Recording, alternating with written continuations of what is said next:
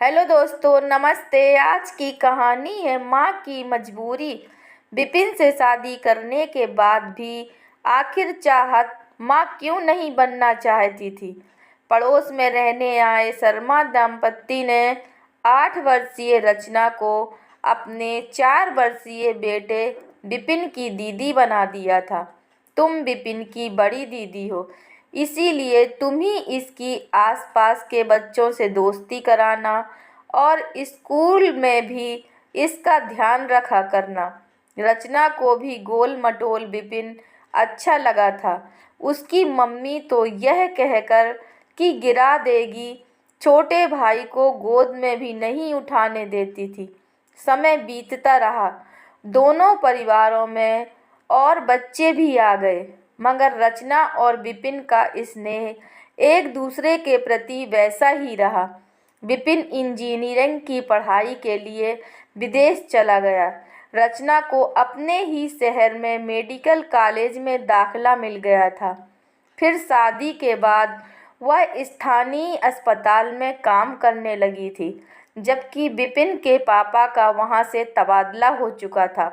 फिर भी वह मौका मिलते ही रचना से मिलने आ जाता था। विदेश में नौकरी करने के बाद भी उसने फ़ोन और ईमेल द्वारा संपर्क बनाए रखा। विपिन विदेश से लौटकर एक बहुराष्ट्रीय कंपनी में नौकरी करने लगा था। बहुत दिन लगा दिए लौटने में दीदी। मैं तो यहाँ इस आस में आया था कि यहाँ आप अपनी मिल जाएंगी। मम्मी पापा तो भोपाल में ही बस गए हैं और आप भी यहाँ से चली गईं। इतने साल में मैं अकेला रहा और फिर यहाँ भी कोई अपना नहीं। बेजार हो गया हूँ अकेलेपन से, विपिन ने शिकायत की। ढलती जवानी में अकेलेपन का स्थायी इलाज शादी है। वरुण ठीक कह रहे हैं विपिन। तूने अब तक शादी क्यों नहीं की? रचना ने पूछा। विदेश में और फिर यहाँ अकेले रहते हुए शादी कैसे करता दीदी? खैर, अब आप आ गई हैं तो लगता है शादी हो ही जाएगी। लगने वाली क्या बात है, शादी तो अब होनी ही चाहिए। और यहाँ अकेले का क्या मतलब हुआ? शादी भोपाल में करवाकर यहाँ आकर रिसेप्शन दे देता किसी होटल में। पेरेंट्स मेरी उम्र की वजह से ना अपनी पसंद का रिश्ता ढूंढ पा रहे हैं और ना ही मेरी पसंद को पसंद कर रहे हैं, विपिन ने हताश स्वर में कहा। अब आप समझा सको तो मम्मी पापा को समझाओ या फिर स्वयं ही बड़ी बहन की तरह यह जिम्मेदारी निभा दो। मगर चाची चाचा जी को ऐतराज क्यों है? क्योंकि उसे भविष्य में संतान नहीं चाहिए। यह बात मम्मी पापा को मंजूर नहीं है। मगर उसे संतान क्यों नहीं चाहिए? रचना ने पूछा। क्योंकि चाहत अपने माता पिता की इकलौती संतान है। उसने पढ़ाई पूरी की ही थी कि पिता को कैंसर हो गया और फिर माँ को लकवा मार गया। बहुत इलाज के बाद भी दोनों को ही बचा नहीं सकी। मेरे साथ ही पढ़ती थी और अब काम भी करती है। मुझसे शादी तो करना चाहती है, लेकिन अपनी संतान न होने वाली शर्त के साथ। मगर उसकी यह शर्त या जिद क्यों है, यह मैंने नहीं पूछा, ना पूछूंगा। वह बताना तो चाहती थी, मगर मुझे उसके अतीत से कोई दिलचस्पी नहीं है। मैं तो उसे सुखद भविष्य देना चाहता हूँ। उसने मुझे बताया था कि माता पिता के इलाज के लिए पैसा कमाने के लिए उसने बहुत मेहनत की, लेकिन ऐसा कुछ नहीं किया जिसके लिए कभी किसी से या स्वयं से लज्जित होना पड़े। शर्त की कोई अनैतिक वजह नहीं है। और वैसे भी दीदी, प्यार का यह मतलब तो नहीं कि उसकी आपकी प्राइवेसी ही ना रहे। मेरे बच्चे होने ना होने से मम्मी पापा को क्या फ़र्क पड़ता है? दादा दादी और नाना नानी तो वह बन ही चुके हैं। फूल फल तो रही है उनकी वंशवेल। फिर कुछ हिचकिचाते हुए बोला, और फिर गोद लेने या सैरोगेसी का विकल्प तो है ही। इस विषय में बात की तुमने चाहत से? वरुण ने पूछा। उसी ने यह सुझाव दिया है कि अगर घर वालों को तुम्हारा ही बच्चा चाहिए तो सरोगेसी द्वारा दिलवा दो, मुझे ऐतराज़ नहीं होगा। इसके बावजूद मम्मी पापा नहीं मान रहे हैं। आप कुछ करिए ना, विपिन ने कहा। आप जानती हैं दीदी, प्यार अंधा होता है और खासकर बड़ी उम्र का प्यार पहला ही नहीं अंतिम भी होता है। चाहत का भी पहला प्यार ही है? रचना ने पूछा। विपिन ने सहमति से सिर हिलाया। हाँ दीदी, पसंद तो हम एक दूसरे को पहली नज़र से ही करने लगे थे, पर संयम और शालीनता से। सोचा था पढ़ाई खत्म करने के बाद सबको बताएंगे, लेकिन उससे पहले ही उसके पापा बीमार हो गए और चाहत ने मुझसे संपर्क तक रखने से इनकार कर दिया। फिर एक दोस्त ने मुझे बताया कि चाहत के मम्मी पापा नहीं रहे। अब हम दोनों एक ही कंपनी में काम करते हैं। ऐसी बात है तो फिर तो तुम्हारी मदद करनी ही होगी साले साहब।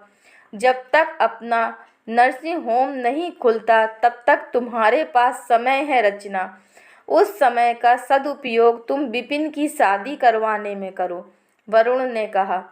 ठीक है, आज फ़ोन पर बात करूंगी आंटी जी से और ज़रूरत पड़ी तो भोपाल भी चली जाऊंगी, लेकिन उससे पहले विपिन मुझे चाहत से मिलवा दो, रचना ने कहा।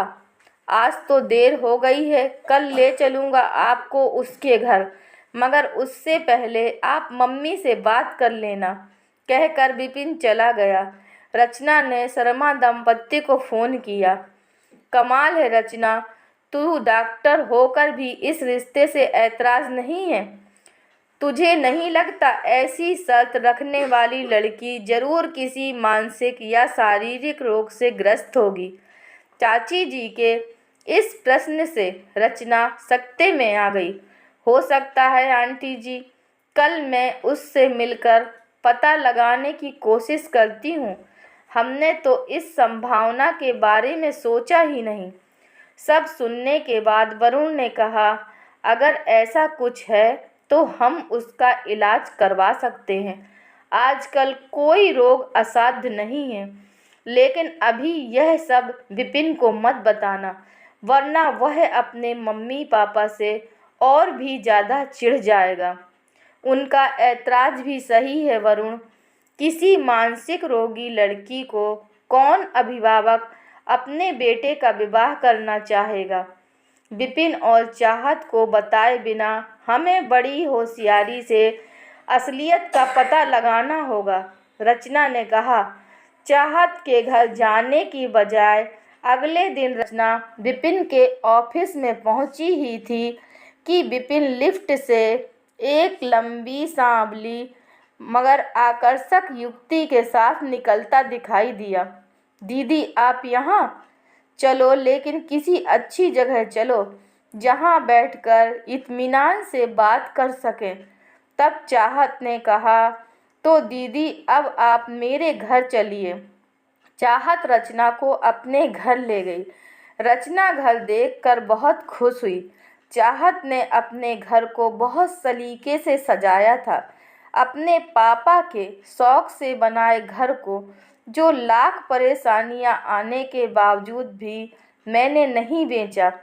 फिर चाहत बोली, दीदी विपिन तो बगैर किसी शर्त के मेरी हर बात मानने को तैयार है, लेकिन मैं बगैर उसके मम्मी पापा की रजामंदी के शादी नहीं कर सकती। माँ बाप से उनके बेटे को विमुख कभी नहीं करूँगी। दीदी मैं आपको और भी बहुत कुछ बताना चाहती हूँ। मम्मी पापा की बीमारी के चलते मैंने उनके इलाज के लिए बहुत सारे काम किए। सफाई से लेकर वाइपर बेचने तक का मैंने काम किया है। मम्मी पापा के ऐतराज़ के बावजूद पैसा कमाने के लिए 2 बार सरोगेट मदर बनी। तब तो मैंने एक मशीन की भांति बच्चों को जन्म देकर पैसे देने वालों को पकड़ा दिया था। लेकिन अब सोचती हूँ कि जब मेरे अपने बच्चे होंगे तो उन्हें पालते हुए मुझे ज़रूर उन बच्चों की याद आ सकती है जिन्हें मैंने अजनबियों पर छोड़ दिया था। हो सकता है कि विचलित या व्यथित भी हो जाऊं, और ऐसा होना विपिन और उसके बच्चे के प्रति अन्याय होगा। अतः इससे बेहतर है कि यह स्थिति ही ना आने दूं, यानी बच्चा ही पैदा ना करूं। वैसे तो मेरी उम्र अब इसके लिए उपयुक्त नहीं है। आप चाहें तो यह सब विपिन और उसके परिवार को बता सकती हैं। उनकी कोई भी प्रतिक्रिया मुझे स्वीकार होगी। ठीक है चाहत, मैं मौका देखकर सबसे बात करूंगी। रचना ने चाहत को आश्वासन दिया।